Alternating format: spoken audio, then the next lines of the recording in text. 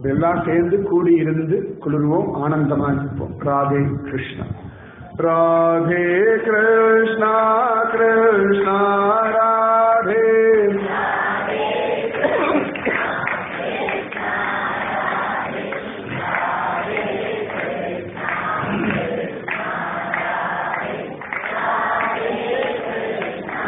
கிருஷ்ணா ராதே.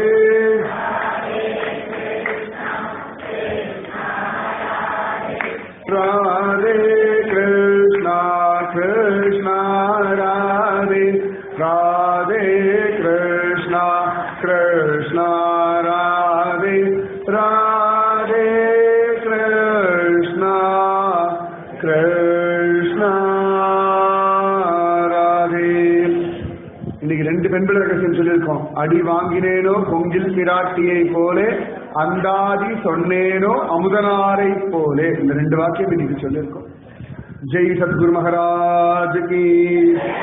समस्त भागवदल को गोविंद नाम संकीर्तनम. जय जानकी कांत स्मरणम. गोपिका जीवन स्मरणम. ஆழ்வார் திருவடிகளே சரணம். ஆண்டாள் திருவடிகளே சரணம். எம்பெருமானார் திருவடிகளே சரணம். सर्वं गुरुर्पणं. जय श्री राधे कृष्णा सत्संग की जय. श्री पूज्य श्री श्री अम्मावक जय. श्री भारत माता की. இது விட்டல்குடியில கேட்கிற மாதிரி இல்லை, அது அதிர வேண்டாமா? ஜெய் ஸ்ரீ பாரத் மாதா கி. இது நான் 2 மணி நேரம் பேசியிருக்கேன், அதனால ஜெய் ஸ்ரீ பாரத் மாதா கி சொன்னீங்க. ஜெய் ஸ்ரீ பாரத் மாதா கி. இதுதான் விட்டல்குடி கழகு. உங்களுக்கு தெரியாது, இந்த பாரத் மாதா கி ஜெயின்னு நீங்க சொல்றத கேட்டு எத்தனை பேர் ஜெய் சொல்றான்னு எனக்கு தான் தெரியும். விட்டல்குடி சத்தங்கரை கடைசி வரைக்கும் கேட்பாரு. ஏன்னா இந்த பாரத் மாதா கி ஜெய் அப்படின்ற அந்த ஒரு சப்தம் இருக்கு பாருங்க, அப்படி உழுக்கிறது. ஃபாரின்ல இருக்கிறவாள கூட ஜெய் ஸ்ரீ பாரத் மாதா கி எப்பயும் இப்படிதான் சொல்லணும். ஹரே கிருஷ்ணா. லோகா சமஸ்தா சுகினோ பவந்து. லோகா சமஸ்தா சுகினோ பவந்து. லோகா சமஸ்தா சுகினோ பவந்து. ஓம் சாந்தி சாந்தி சாந்தி. ஜெய் ஸ்ரீ இந்து மாதா கி. இந்து மாதாக்கு ஜெய் நன்னா தான் வரும். ஜெய் ஸ்ரீ இந்து மாதா கி. जय श्री ताम्रभरणी माता की. जय श्री भागम प्रिया समेत श्री शंकर रामेश्वर मूर्ति की. जय श्री देवी भूदेवी समेत श्री वैकुंठपति பெருமாள் வெற்றிவேல் முருகனுக்கு. जय बोलो वीर धीर सूर आंजनेय स्वामी की. सर्वत्र रामानुज नाम संकीर्तनम. रामानुजा श्रीमते रामानुजाय नमः. अडिये रामानुजदासन. अडियाळ रामानुजदासन. राधे कृष्ण. 24ஆம் தேதி ராமானுஜருக்கு அழகா புஷ்பாபிஷேகம் திருமஞ்சனம் எல்லாம் காத்தால உண்டு. சாயங்காலம் திருவீதி விழா எல்லாம் உண்டு. அழகா நம்ம ராமானுஜரை நம்ம கொண்டாடுறோம். இப்பயே நன்னா ட்ரைனிங் எடுத்துக்கோங்க. அப்பதான் 2017 1000வது திருநட்சத்திரத்தை கோலாகலமா கொண்டாடணும். அதுக்கு பேர் ரெடியாகுது. ராதே கிருஷ்ணா.